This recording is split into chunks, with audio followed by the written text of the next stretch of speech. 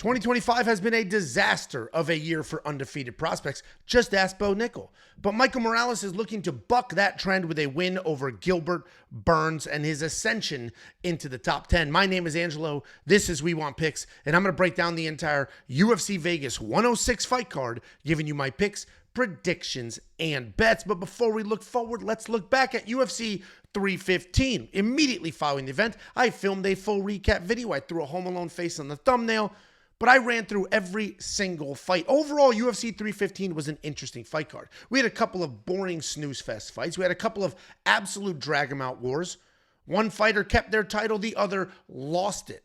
JDM had the performance of a lifetime, and Jacob was all over it. All week long, all I had to do was hear from Jacob about how confident he was in Jack Della Maddalena, sending me texts on the side anytime I'm this confident. I never miss when I'm this confident. And Jack Della Maddalena lived up to that hype. He won that fight clearly, through and through, no controversy whatsoever. Co-main event, a little different. Could have been 2-2 going into the fifth, and Manafaro had some cage control, had a couple of solid knees up the middle. That was a very close fight. If you want my full, raw reaction and breakdown to every single one of these fights, I sat in this chair 5 hours ago and filmed it. Check out that Home Alone face thumbnail. And here's a look at the bets. The betting results were spectacular for the boys. Jacob carried the majority of the weight, but the underdog lock of the week hit on Jack Della Maddalena. My safety parlay hit. Bet Sam's slam of the week hit. We gave you almost 7 units of net profit. That includes the losses from some of the boys and a 32% ROI. Premium membership's been absolutely paying for itself lately. And here's a look at that safety parlay. I've hit 5 of the last 6. The only one I missed was a screw job on the over in that Dan Ige fight, bringing back a whole bunch of units. And this is one single bet. The UFC Vegas 106 safety parlay is already on the board, and it has been on the board for 2 weeks. It is a plus money safety parlay. That's the unicorn of safety parlays. If you want to unlock the safety parlay, all of Jacob's bets, Bet Sam's bets, and every single tool for not only UFC Vegas 106, but an entire month's worth of fight cards, they are up there ready to go at WeWantPicks.com. Just click Become a Member. It's $10. It's $10. A couple of hundred of you signed up last week. Every week we get brand new members. We lose some, right? Credit card numbers change. People's financial situations change. So we'll lose a couple of members from failed transactions. Some people say, I'm going to take a step away from betting. And we get a whole bunch of new people, right? There's the ebbs and flows of running a business. Everybody who signed up last week, the couple hundred of you that signed up for UFC 315, not only do you still have 3 more weeks worth of events, you paid for your membership already. It paid for itself potentially tenfold depending on your unit size. If you haven't signed up, I don't know what you're waiting for. It's $10. Support the boys. Unlock the greatest value in this space at WeWantPicks.com. And we like to focus on the bets. That's the easiest thing to communicate. And the vast majority of people, hey, let me see the bets. I want to see the bets. But a lot of you like to do your own research. A lot of you play DraftKings Fantasy. A lot of you use the tools to guide yourselves. Teach a man to fish. We built tools from the ground up. We have a developer that builds tools from the ground up. One of those tools that we just built is a DraftKings Optimizer. Not only does it do all the things a normal DraftKings Optimizer does, but we added a brand new beginner mode because we understand that many thousands of you watch these videos. You see the results from DraftKings Fantasy. You see how well people do. You also see how fun it can be, but you don't fully understand how to do it. The DraftKings Optimizer has a full-blown beginner mode that will just ask you simple questions instead of expecting you to understand math. We also have a tool called the Tape Index. This is the latest and greatest. This is a couple of weeks ago. For those of you who like to do tape study, like to watch fights, if you were heading into UFC 315 and in your head, you said, I knew Gilbert Burns took down Jack Della Maddalena 179 times. Why is Jacob so confident that Jack's going to win that fight? Let me rewatch that fight. Well, all you needed to do was go to Tools in the menu, click on Tape Index. You'll see a full event list. You can pick whatever event you want. This is built out for the future. Select your event, select the fighter. You'll have their full fight history with details. And if there's a little red play button next to their name, you click that button and a video magically pops up where you can do the tape study. You can watch the video and do your own breakdowns. We also have a tool called the Fight Simulator. This takes every single fight on the card. It simulates them 100,000 times. It brings in historical DraftKings information, historical striking stats, historical grappling stats, simulates those fights, and gives you the output.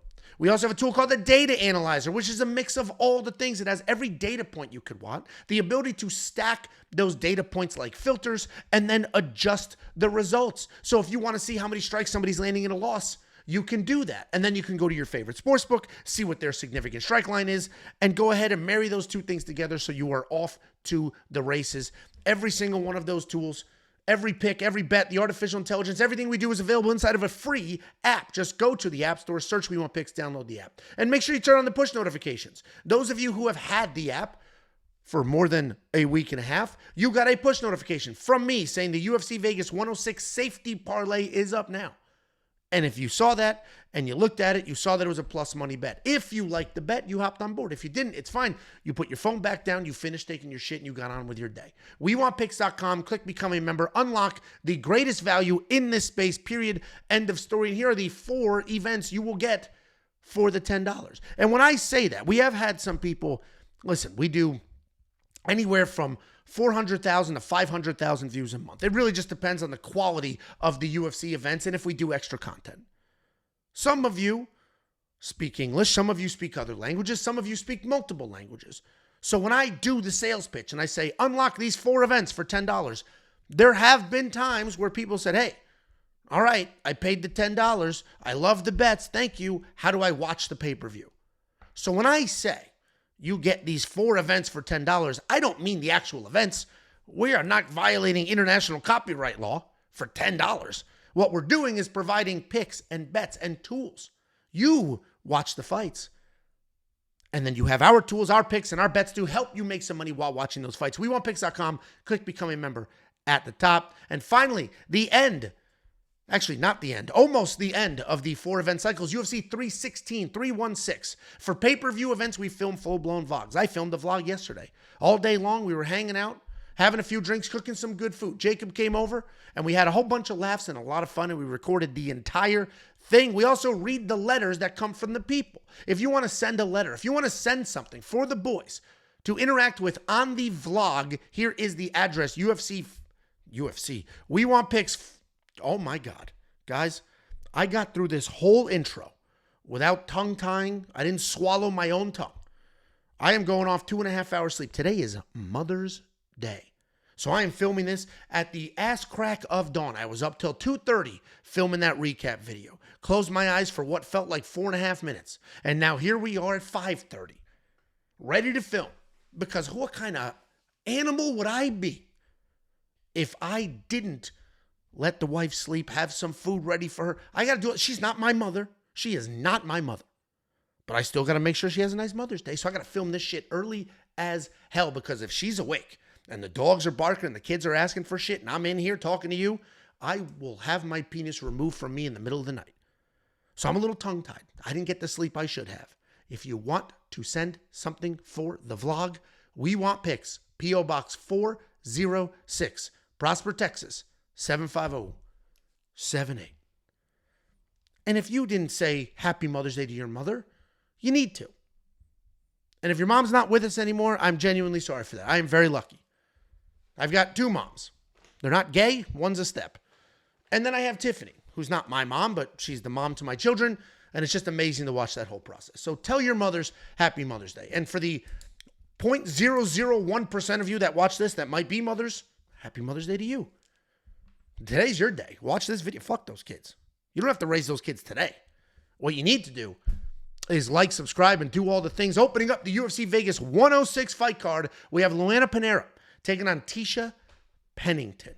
Luana Pinheiro, interesting fighter to break down. And she is a sizable underdog here, despite having a pretty decent record. She's powerful striker, solid takedowns, decent BJJ. She averages more than 2 takedowns per fight. She has no problem swinging wild while running forward. She is a high-volume fighter. She has knockdowns in almost a third of her fights. She's coming off that 3rd loss in a row, this time a decision to Jillian Robertson, where she gave up 5 takedowns and 8 minutes of control. She's taking on Tecia Pennington, formerly Tecia Torres. And she's good everywhere. She's got good boxing. She stays in people's faces. She's a good grappler. She has solid wrestling and insane cardio despite pushing a human being out of her body. Happy Mother's Day to you.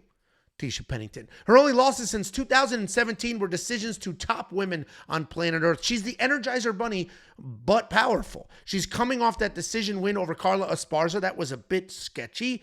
The forward pressure and the striking looked sharp, but the takedown defense and the get-up game were lacking. This should be Tecia all day long. The line reflects that at 4-1 favorite here. The only real nail-biter moments will be if Tecia cannot stay off the ground. Luana is on a skid, but all to very good women. She does have decent takedowns. Ticia's the pick, but the over might be more affordable than Tecia Pennington. I imagine the over will open at like a minus 300 line. Then it'll be bet to minus 500. So keep an eye out. When the over drops, if you like it and I bet it, I'll send a push notification to the app. But Tecia Pennington at minus 400 is a little sketchy. She should win, 4-1 favorite, and I do think she wins this fight more often than she loses it. But value is a little tricky here. Then we have Hyun Park taking on Carlos Hernandez. Sorry, I didn't mean to do that to you on Mother's Day. I know, I roll the R's. And you see, listen, I have big white lights blasting me in the face. I'm tall, dark, and Ben Affleck handsome. So when I start rolling the R's, I understand. Oh, your wife's going to pop her head around the corner and say, whoa, whoa, whoa. What's going on over there? What did I just hear? Honey, are you listening to my man again? All right, listen, it's going to be a weird video. I'm exhausted. We have Hyun Park taking on Carlos Hernandez. Hyun Park is a very slick grappler. He has one single game plan in mind. Plot forward, find the openings, and get it to the ground. He is absolutely a finisher and snatches things up very quickly. He's patient on the feet before finding his openings to close the distance and work in a takedown. He's a very dangerous guy, but the more tape you watch, the more you can see how uncomfortable he is at times on his feet. He's coming off that finish win over Shannon Ross more than a year ago and a couple canceled fights in between. He's taking on Carlos Hernandez. And no, that wasn't Antonio Banderas. That was me reading that name. He is a grappler as well. He's got okay striking. Striking-wise, he's got solid accuracy, deceiving power. He isn't the most technically sound guy, but he's got a nice jab with a straight that follows it. He's another one of these guys that has slick BJJ, but not much to offer in the wrestling department. He'll take shots, but they're usually stuffed, and he ends up working the upper body, trying to drag down from there. He's been known to throw up a Hail Mary submission like flying triangles, and he's coming off that decision win over Nyam Termendamendabral. I said that correctly. It was your ears that didn't hear it right. Where the grappling is what won him the minutes, which ultimately won him the fight. And listen, 2-1 odds here seems a little off. Carlos is a dog. He's been improving the wrestling. Park has plenty of finishes, but they're all against pretty low-level competition. Carlos has beaten 4 people in the UFC, but their combined record isn't going to moisten your mother's panties anytime soon. The reality is that this fight is a test for Park. Can he beat a pretty tough lower-level guy? And if so, he's going to move up. If not, the UFC is going to push him aside and find a different prospect. The pick is going to be Park, but I'm curious to see what we're going to get for round lines. There's a couple finishes between these two. Maybe we get lucky enough for 1.5, and I'll hammer the over there because of how tough Carlos Hernandez actually is. Then we have Denise Gomes taking on Elise Reed. This is another fight with some pretty sketch odds, but I kind of understand what's going on here. Denise Gomes is a striker. She can grapple as well. She is hittable, but she's incredibly tough and never out of a fight. She'll continue to come forward, bite down, and bomb away. It takes her a few minutes to get going, but once she is dialed in, she picks up the pace, has no problems taking one to give one. She works in kicks really well, and she can be dangerous on the ground. She's coming off that decision win over Karolina Kowalkiewicz, where she had the volume and the pressure. She's taking on Elise Reed. Elise Reed's a busy striker. She sets an incredible pace, has surprising power for this weight class. She's got decent grappling and very good cardio. She can be hot or cold in the performances. For the most part, her losses are to quality women, and she is a gamer. She does struggle to get off the fence, and we saw that in her last fight. She was able to gut out a win against Jessica Penne, but she did give up 4 minutes of control against that fence. These odds, the 4.5-1 odds, are going to have you think that Elise Reed sucks and that she has no chance here. And that's just not the case. And Denise is obviously, I might be saying Denise and Elise all messed up. Okay, follow me here. The odds have you thinking Elise sucks, but Denise is a very good fighter. So I understand why she's the favorite. I think it's a little too wide. Elise is a gamer. She listens to her coaches. And you know how I know she listens to her coaches? Because Jacob was there live, cage side, at the Apex for Elise's last fight, literally yelling instructions. Get off the jab. Get off the cage. Keep the jab in her face. Move forward. And it was effective. So effective that she went up to Jacob. The Apex is a tiny little place. You can hear what people are saying and you know who's saying it. And she came up to Jacob after that win, gave him a hug, pointed to him, went up to him, gave him a hug, said, I heard everything. Thank you so much. So, without Jacob in her corner, we do have to worry about Elise getting held against the cage. That is the big concern here. I think Elise is a gamer. I think she can make this fight a little more competitive than most people will think. But Denise is going to be the pick. If she just plants her feet down and slugs it out in the middle, this fight could be sketchy. But if she moves forward, tries to be big, tries to be strong, tries to hold Elise against the cage, she might have some success there. Here's a look at Elise Reed saying thank you. Goes up to Jacob right here. You can hear it on his vlog for this event. She said, I heard everything you said. Thank you. And he said, hey, oh, let me get a picture for the gram.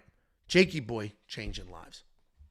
Then we have Connor Matheus taking on, I'm not going to say this guy's name correctly, but ask me if I give a shit. And it's Angelo, listen, I just start talking. If you want to help me with the names, I break these fights down, 3-4 times a week? I do these Sunday morning videos. Then I do the Tuesday night live with Jacob. Then I do it again on the DraftKings video where I break down the entire card, but with a little bit more of a focus on DraftKings Fantasy. If you want to help me out, I watch all the tape. So I hear them say the fighters' names. And I hear it, and I hear it, and I hear it. I watch the tape, I hear it, I do the research, and then it just, escapes me. So if you hear me absolutely butcher a name like I'm about to do for Yadier, go ahead and write it out phonetically for me. Help me out. Have you ever seen one of Bruce Buffer's cards? If you haven't, go search on Instagram. If you've ever, or Twitter or whatever though. If you've ever seen one of the cards that he uses when he does the announcing, it's wild.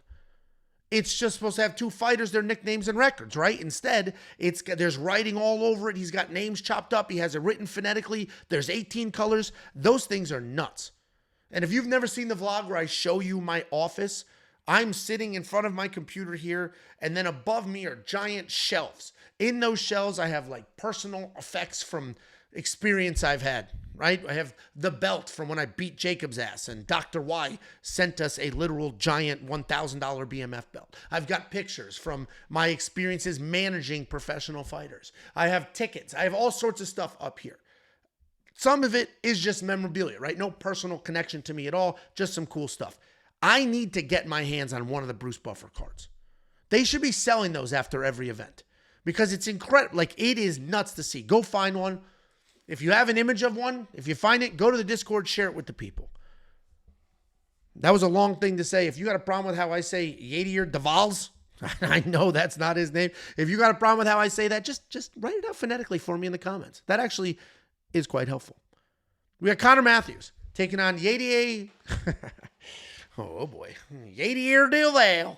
Connor Matheus is a volume striker. He moves forward. He throws everything he can, but he also receives everything that comes back his way. And that's a problem because he can be chinny. You're going to see that 5 of his 7 wins are by submission. You're going to make the assumption that this guy's a nasty grappler. And while he does have some decent takedowns and good submissions, he's not a pure grappler. A lot of those submission wins were coming from snatching things up in scrambles or even climbing his opponents while they're against the cage. He's coming off that finish loss to Jose Delgado where he had a quick takedown, but that chin ended up failing him. He's taking on Yadier DelValle. Good grappler, solid striking, okay power. He will work knees in the clinch and not shy away from a slug fight. His cardio isn't great, but it doesn't really affect the volume. His takedowns are just okay, but his submissions are very good. He will jump Gilly a little more than you'd like him to, and that's wildly frustrating, but he's got a wide enough arsenal of attacks that he doesn't rely only on Hail Marys. He's coming off a Contender Series win to make his UFC debut. This is another line that feels wide, more than a 4-1 favorite. And sure, Connor's not exactly top 15, top 50, maybe even top 100 material, but he isn't absolute garbage either. And I feel like people are looking at those recent losses and instantly jumping to the other side. The reality of this fight is that Connor's a decent grappler with okay striking. The chin is the real issue. If DelValle had a ton of power, then I would be way more confident here. If DelValle was knocking people out left and right, it's like, all right, he'll find Connor's chin eventually. But the reality is Conor might come forward and get an instant takedown like he did in his last fight. And as long as he protects his chin, this could get sketchy quick. DelValle can be a bit of a jiu-jitsu nerd at times. And in 2025, it's not been a good year for the undefeated prospects. I am going to pick them. I'm picking Yadier. But no way should people be betting on this fight. Let's just leave it alone. We got a lot of fights to pick from. We don't need to throw all our money down on this one. Then we have Luana Santos taking on Tainara Lisboa. This should be a pretty just fun, sloppy, back and forth fight. Sometimes you get the lady fights and it's an absolute snooze fest. Other times you just get a random war out of nowhere. This could be that. Because Luana Santos has the ability to come forward and kind of make things interesting. She is a slick grappler. She's got traditional takedowns, but it's mostly judo throws. And she uses those judo throws to get fights to the ground. On the ground, she's patient on top. She does an amazing job of maintaining her positions after getting takedowns. She doesn't have the best striking, but we have seen some big power from her. She relies very heavily on those judo throws, but she has no problem getting into a slug fight. I'm going to say that enough. First of all, a lot of people think I say slug fight as a bit. I've been saying slug fight my entire life. Am I saying it wrong? Maybe. Half the shit I say is like some weird regional shit. So I get it. But we're at the point where I'm just going to say it enough times that I could sell some merch. And I'm the worst merch guy on the planet because we've had some really clever ideas and it's gone absolutely fucking nowhere. But let's just pretend I got a sweet slug fight shirt. And you guys are like, how do I get one? I'm sorry, bitches. Limited edition. You fucked up. Basically, the Young LA model. The Young LA is a huge supporter of the channel. They're constantly sending us stuff. The reality is, everything they sell is high quality, top notch, but limited edition. Everything is a limited release. So they release something and you like it, that it is gone. Yeah, especially if it's good. Maybe they'll restock it later, but that shit's gone immediately. I need to build that culture. That's why they're so huge. I need to build that culture with slug fight shirts. Just what is it? Would a slug fight shirt be like two slugs with the gloves? I asked AI, and AI doesn't know what the fuck it's talking about. Anyway, back to the breakdown. Tainara Lisboa, striker with a Muay Thai background. She likes to load up on the feet. She'll throw wild knees in the clinch. She moves well, has aggressive striking. Her takedown defense is solid. And if she is taken down, she has submissions in her back pocket. She's coming off that decision win over Raivana, where she landed a few more strikes, but was focused very much on the grappling. And you didn't get to see this, but I did because the graphics were made a week ago. And I make them. I sit in this chair and I make them. And it was funny. Somebody commented, Angelo, I just bet my life savings on this graphic and you had the reach wrong by a half an inch. I'm a premium member. All right, buddy. Sorry. Second of all, I'm a human, right? I type things every now and then. I'll mess one up. What's not a human are the tools on the website. Don't place a bet based off of a JPEG image. Don't do that. That's fucking nuts. If you are a statistically driven bettor, which there are many of you, use the tools. Those stats are tried and true. And if you're using the data analyzer, you can stack filters. You can stack stats. So if you want to use the data, do that. Don't go, listen, I fucked up a graphic or two in my day. I'm just a guy trying to do right in this world. And every now and then, we're going to have a typo. Anyway, I made these graphics over a week ago, because I knew I was traveling for work for an entire week, so I had to get ahead of it. So I made the graphics over a week ago. Then right before filming this, I went back. I said, let me update the odds. I know the odds have changed on half these fights, and I didn't even have all the lines when I first made them. This fight, and again, you don't get to see it because you're only seeing the odds now, not what they were a week ago, was exactly opposite. Luana Santos was the favorite. She was the favorite when I did these graphics last Sunday. Now, full-blown underdog. And while the line movement isn't dramatic, we didn't go from minus 300 to plus 100, but it is an indication of the public's sentiment on Luana Santos. I think this is a 50-50 fight. And while Tainara was having the better striking exchanges probably overall, and Luana has the better gripling is when you're complaining while also throwing people around. That's gripling. That's me. Every jiu-jitsu session. Every time I'm on the mats rolling. I'm complaining my back hurts, this, that. But I'm also, I'm fucking getting it in. All right. Oh, Angelo, you're fat. All right. Come to the gym. We'll find out. You fucking dweeb. This is why your mother didn't answer your call. Fucking loser. Anyway. One's a better grappler, one's a better striker. We'll find out which of those two things matters more. If Luana can get it to the ground, it's her win. But after seeing that the wrestling isn't quite there, and she is truly 100% judo or bust, Tainara's big ass might be able to stay off the cage and not get tossed. So Tainara is going to be the pick. Probably lands the more meaningful strikes, but you can see her strike count isn't the highest. I'm going to follow the industry trend here, the public trend. I'm going to pick Tainara Lisboa. Over 2.5's the pick of the century here. Not the betting line. Do the over 2.5 on the two lady fights we broke down already. Parlay those together. You're not going to get the best odds. But the reality is slow and steady wins that race. For UFC 315, we had a couple of dogs there. Bet Sam hit a plus 400 bet. Jacob had all that money on JDM. Mine aren't typically giant plus money bets. The safety parlay here, though, is for this event. But for the most part, I'm the slow and steady guy. Couple units here, couple units there. Parlay the lady overs. Should be good to go.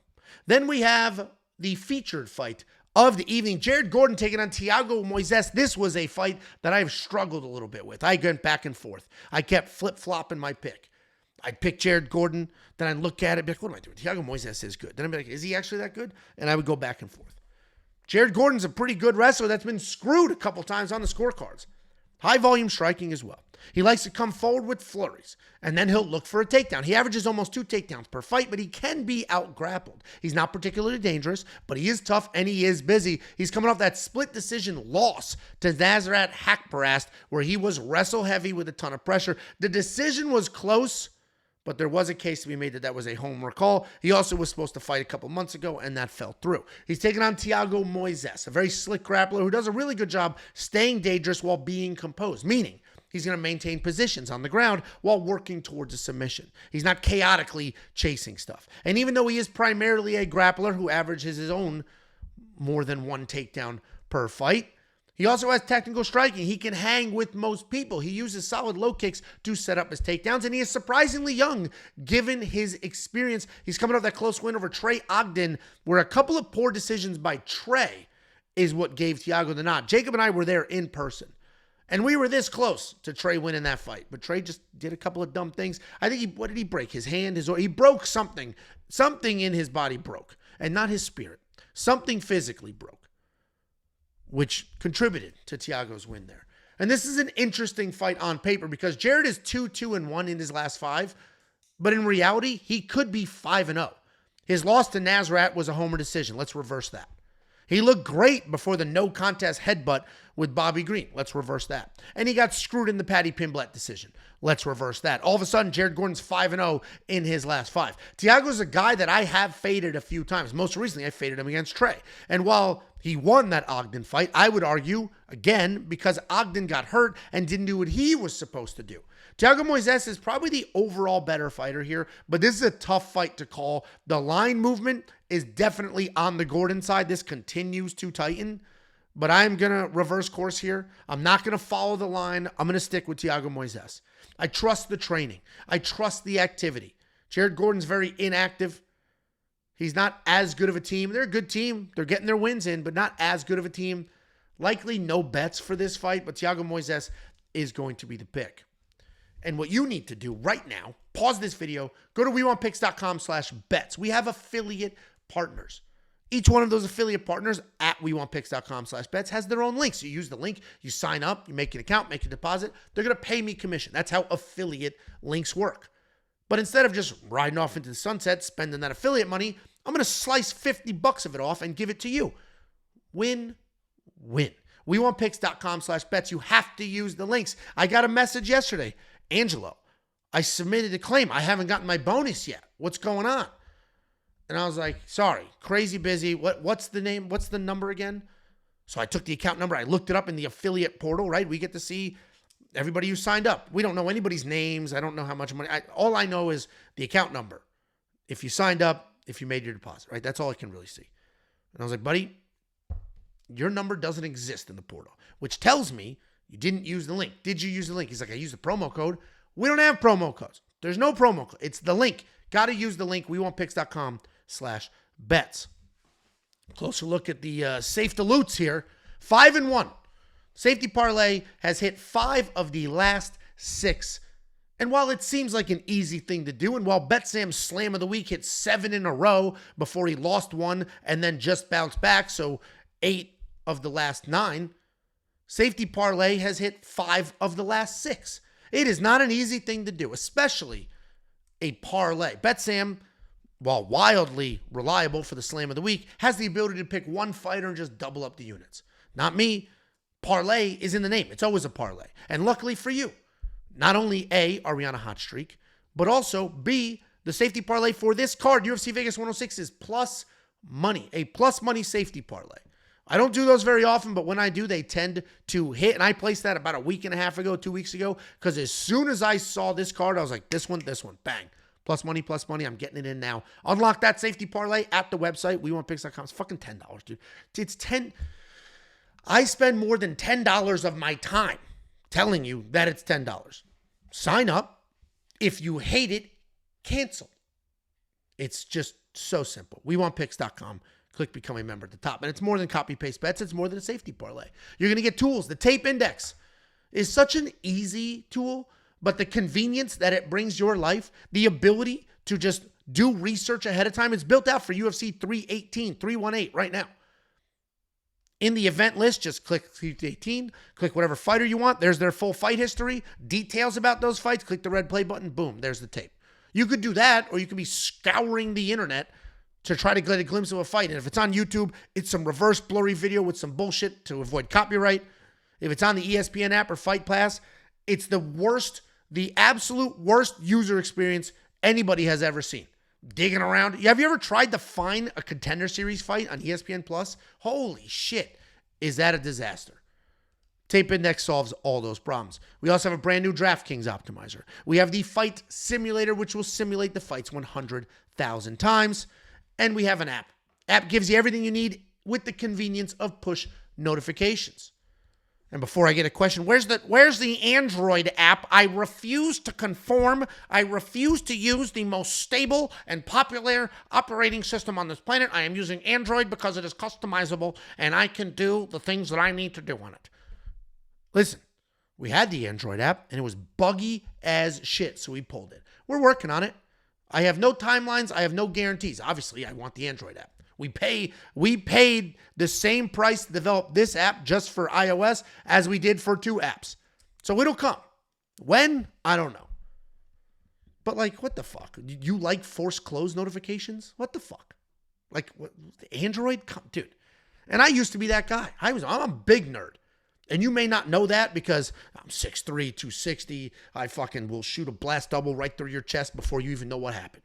So I understand not realizing that I'm a nerd with some nerd hobbies, but I was literally building arcades from scratch. I had a full Plex server with every imaginable TV series and movie and deep cut that you could ever expect in the great, like, ecosystem of pirating videos. So I had Android tablets and Android phones because I could pirate from the Android right there. Anybody with a jailbroken Fire Stick knows what I'm talking about. So I used to be all aboard.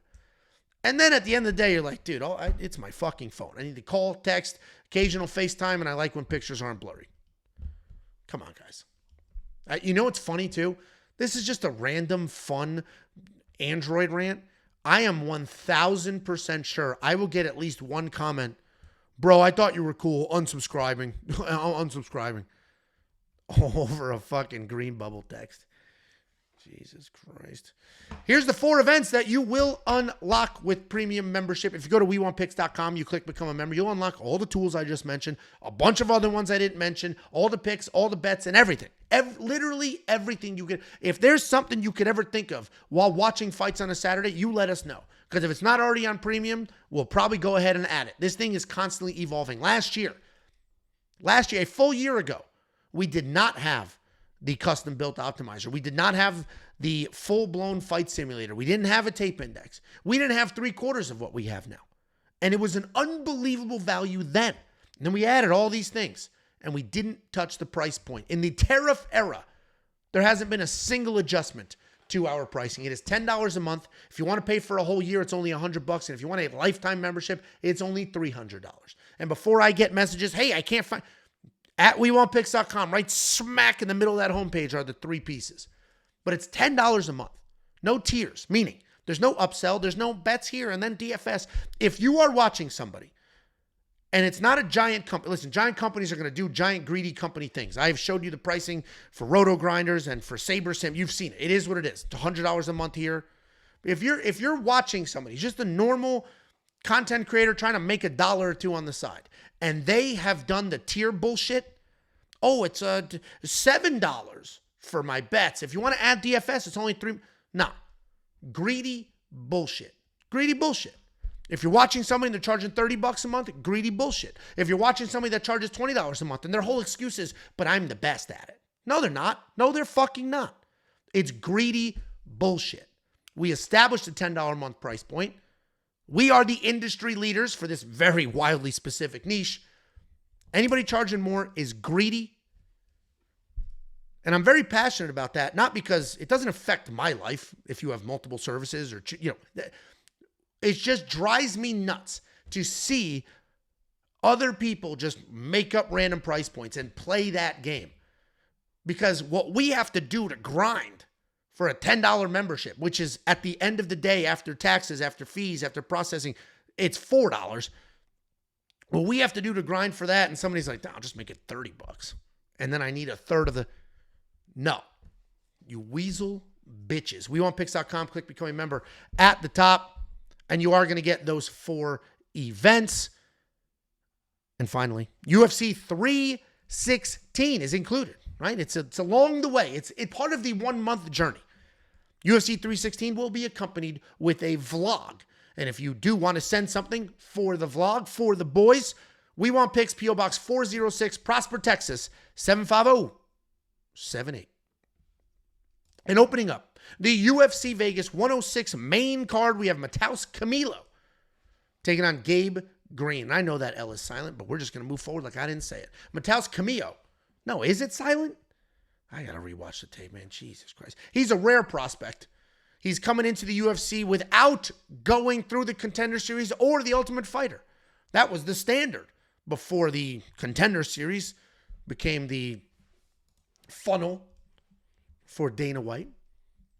Matheus is a aggressive guy. He can strike, he can grapple, he's got plenty of power, plenty of cardio. He's got a good chin, a whole bag of submissions. He'll plot forward, he'll let his hands fly, and he will embrace the chaos. Sure, he's fought a pretty low level of competition, but he's been doing what he is supposed to do to that level of competition. He's taking on Gabe Green. Pretty well-rounded guy, solid grappling, solid striking, good pressure. He's very comfortable in his striking. He'll work in kicks really well. He'll have a slick ground game where even if he's the one who's taken down, he's always threatening with a submission, trying to work a sweep. He's not a big one-punch power guy, but his volume, his pressure do suit him well. He's coming off that KO loss to Brian Battle, where he came charging in and was just blasted.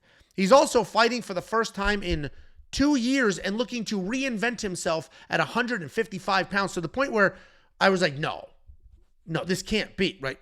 I literally went to the UFC website. Yeah, that says lightweight. I went to Tapology. That says lightweight. I went to SureDog. That says lightweight. And I was like, they can't all 3 be wrong. Because I know Camilo is a lightweight, but Gabe Green was a welterweight for his entire career and like a good-sized one too. And obviously, we haven't seen Gabe Green in 2 years. So it's hard to tell what he's going to look like physically. But 155 pounds seems absolutely crazy. Gabe Green was not a small dude. He carries a good amount of muscle as well. I imagine he's going to look absolutely horrific at 155 pounds. Full-blown fade on that side. Gabe's success was from coming forward, kind of being a bully, grinding. And he's likely tough, and he's going to try to do that, but he's going to be sucked out. He's going to be slowed down, and Matheus Camilo is going to be the pick. These odds feel very appropriate to me. This feels like good value. I would jump on the Matheus. Last week, my fade of the week, which is not a thing. I'm not trying to brand it. The fade of the week was Bruno Silva. And the whole breakdown was like, I understand that Marc-Andre Barriault is on a 3-fight skid. I understand he's getting knocked out. But the reality is Bruno Silva is done. He is checked out mentally. He is not that same guy that we saw go toe-to-toe with Alex Pereira. He doesn't care. And this is similar. I'm not saying Gabe Green is checked out mentally, because just even attempting to move down to lightweight is quite a bit of work. But he hasn't fought in 2 years. And that just seems like a desperate, let me reinvent myself kind of move. And I just don't know how well it's going to go. Matheus Camilo is the pick. Then we have Julian Erosa taking on Costa. Ooh, it rhymed. Julian Erosa is a long guy. Very long for this weight class at 6'1". He uses that length really well, both on his feet and on the ground. Pretty well-rounded. High output striking at more than 6 significant strikes landed per minute, with solid wrestling as well at almost 2 takedowns per fight. He's a dangerous guy everywhere. He's an absolute dog, but despite all of those praises, he's not very good. He is coming off the destruction over geriatric Darren Elkins, though. He's taking on Costa. Costa is a well-rounded guy. He's got creative striking, solid grappling. Takedown defense is not very good. His offensive takedowns are just okay, but his scrambles are incredible. You'll see him work for takedowns often, but he doesn't even always need it because he's got those good hands, solid technique. His striking, pretty good. He strings together combinations. He'll even mix in a spinning attack. He's coming off the decision win over Christian Rodriguez, where the scrambles were the difference. And I mentioned earlier, I do the graphics about a week ahead of time. This time I did them 2 weeks ahead of time because I had a whole bunch of work travel. So on a typical fight card, 1 week. This fight card, 2 weeks, because I knew I was gone for work. I had somewhere to be. That's why the UFC 315 betting video was filmed in a hotel room. But while doing this graphic, I instantly, without hesitation, went, well, Melk's the pick, high confidence. I had only done the graphics at this point. The process is graphics first, then notes. That's the process. And just off the graphics, and not because of the stats, just because, yeah, I know these two fighters. Boom, done, Costa. I am very confident in this pick. And when I typically have those instant picks where I don't overthink it and I don't convince myself of the other side, the success rate is incredibly high. These are fist fights, but the success rate is incredibly high. Melk should literally be better everywhere. And my only concern is his activity. He's almost too busy. This will be his 5th fight in a year. Not a calendar year, 12 months. His 5th fight. And he may have a couple of nagging injuries. And he may not be able getting to train as much. Like, there may be some physical, nothing too bad, but just worn down and beat up for fighting that many times, training the whole year. That's my only concern. That he's just riding high. He's on this nice little win streak, making a lot of money. I think he's got a couple of win bonuses within those last couple of wins. So he's just showing up. But I'm not that concerned. I'm still picking him. Hopefully, we can just take everything at face value and the dude's healthy. He's ready to go. Then we have Nursulton Ruziboev taking on Dustin Stoltzfus. And I'll tell you right now, spoiler, I had the exact same reaction I had for Costa I have here. I instantly saw the matchup, was doing the graphics, was like, oh, Nursulton, done. And that's because Nursulton is an absolute beast. He is 6'5". He is a wrestling and grappling beast, and I understand you're going to say, I haven't seen him. He hasn't had any takedowns in the UFC, but he hasn't needed them. The hands have been doing what they were supposed to do. On the regional scene, though, nonstop wrestler. He'd get you to the ground any way he needs to. On the ground, wildly aggressive, always transitioning, looking for a finish. On the feet, a little more patient, a little more calculated. He waits for openings, and then he fires right hands down the middle. Massive 6'5" guy, and he carries that size well. He's taking on Dustin Stoltzfus. Dustin's a busy striker. Pretty good power in his hands. He has a BJJ black belt as well. He's been wrestling more as of late with 11 takedowns in his last 5 fights. He likes to hang out and strike inside the pocket. That's always an interesting idea because his chin is pretty questionable. His record is spotty, but while he does get finished, the losses are to quality opponents, and he's beating the people he should be beating. He's coming off that first-round knockout win over Marc-Andre Barriault, which aged pretty well. And when I saw this fight, I mentioned, bang, Nursulton, done. I just knew I was picking this guy. He's massive. He's well-rounded. He's got a really good chin, and he's got plenty of power. His one and only UFC loss was to Joaquin Buckley, which is not only a credible loss, but it was also at 170 pounds. How this guy made 170 is insane. I don't know how he did it, but he did do it. And not only did he do it, he did it like on a 3-week turnaround from fighting on a different card. I expect Nursulton to be patient like he was in his last fight, eat a few shots. It'll be a little bit of a nail biter, and then he'll pour it on later. Nursulton's the pick. The minus 280 odds seem pretty affordable. And if we get a 1.5 round line, the over might be sneaky good because Nursulton does have an incredible chin on him. Then we have Sodiq Yusuff taking on Marian Santos in the featured fight of the evening. Sodiq Yusuff, pretty fun guy to watch. He's a fantastic striker, decent power, incredible speed, wide variety of attacks. His UFC record is 7-3 and pretty much outstruck every single person he fought except Diego Lopez. He's got solid takedown defense at 62%, solid enough get-up game so he won't just be ridden out. I mentioned he did lose to Diego Lopez. That was at UFC 300. He's taking on Myron Santos. This guy's a big, powerful striker with solid takedown defense and plenty of patience. He's not a low-volume guy per se, but he definitely plots forward and picks his shots. He has power in both his hands and his feet. He does a really good job defending takedowns with an incredibly wide base. If he does not find a stoppage, he will get his composure going and continue with the game plan. He's coming off that decision win over Francis Marshall where he won the striking exchanges but did give up a few takedowns. And the rise and fall of different fighters in MMA is crazy. It was just, 2 years ago that Sodiq was a very good, very solid 13-2 prospect with a hilarious social media presence. He would break down fights. But instead of giving you my, hey, I'm a professional fighter, here's my insight, it was just hilarious, top-notch commentary. Really fun stuff. Now he's on a 2-fight skid. He's being fed to younger, more evolved prospects with no social media presence. He struggled with Diego because Diego came right at him 100 miles an hour. That's not how Marion fights. Marion takes his time. He works methodically. And if Marion lets Sodiq settle in, then Sodiq could win this fight. If he has the room to work, he could win this fight. But if Marion gets after it, controls the pace, Marion can win. I am actually going to pick Sodiq here. Going with the dog. Marion is good, but I'm not sure he's quite here just yet. So Sodiq is going to be the pick, but I'm going to need Sodiq. Buddy, love your social media presence. And you know what, you fucking asshole? I've reversed course. When he was doing those breakdowns, they were hilarious, great content. I sent him a DM. Hey, man. And this was 2 years ago, so we didn't have the presence we have now. But I was like, hey, man, we've got 10,000? I forget how many.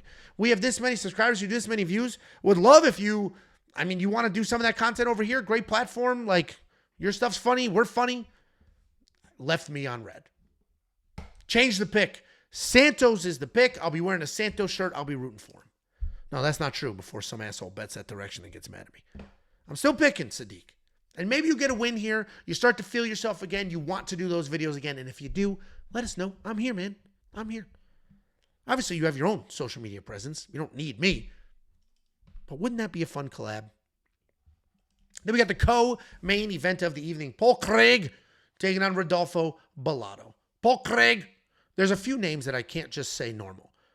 Victoria Dudikova. I can't say it without being like a Russian spy. And I can't say Paul Craig without the war card. Paul Craig. And I can't say Talita Alencar without the redneck trailer accent, even though she's Brazilian or Mexican, whatever the hell she is. Paul Craig, dangerous grappler. He has proven to be incredibly tough. He's never out of a fight.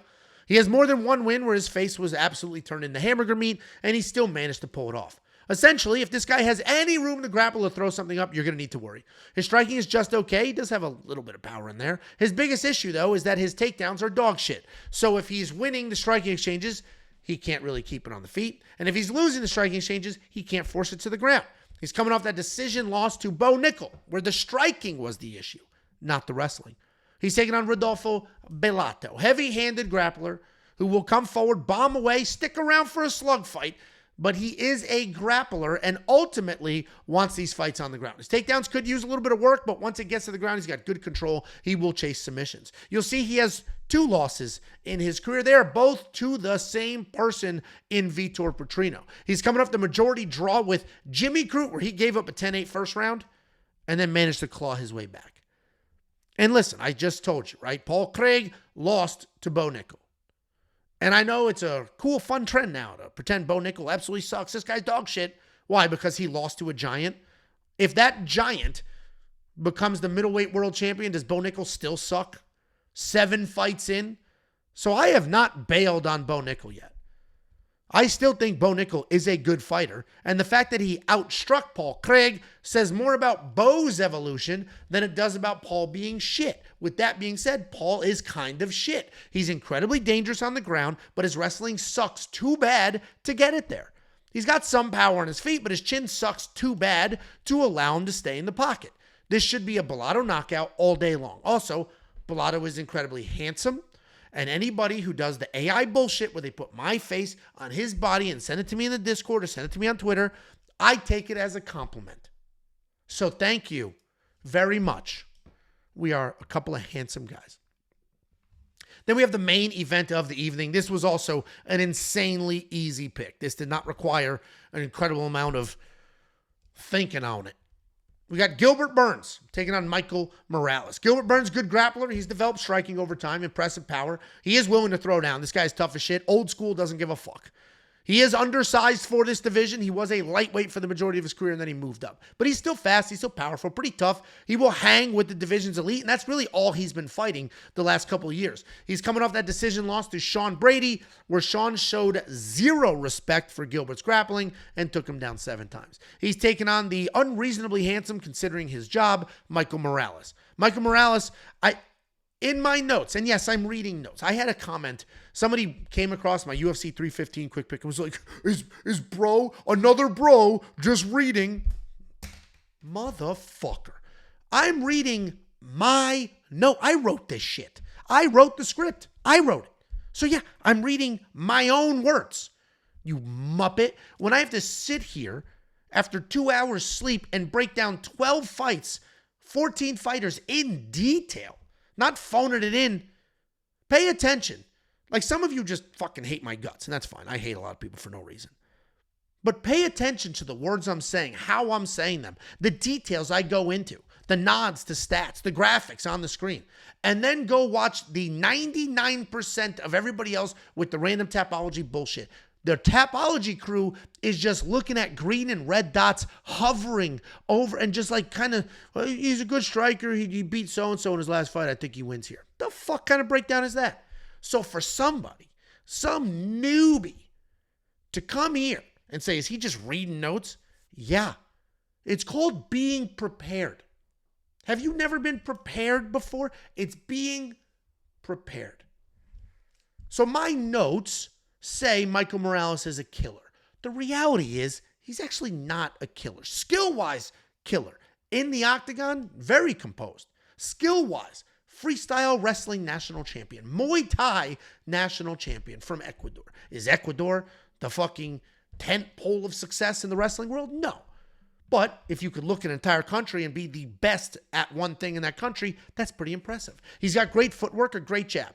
Nice loose boxing, which is what allows him to work in and out so well. His takedowns are clean, lots of throws and trips, more than traditional shots. He is coming off that finish win over Neil Magny, where he defended a takedown through a spinning back elbow that dropped him, and then he finished him on the ground.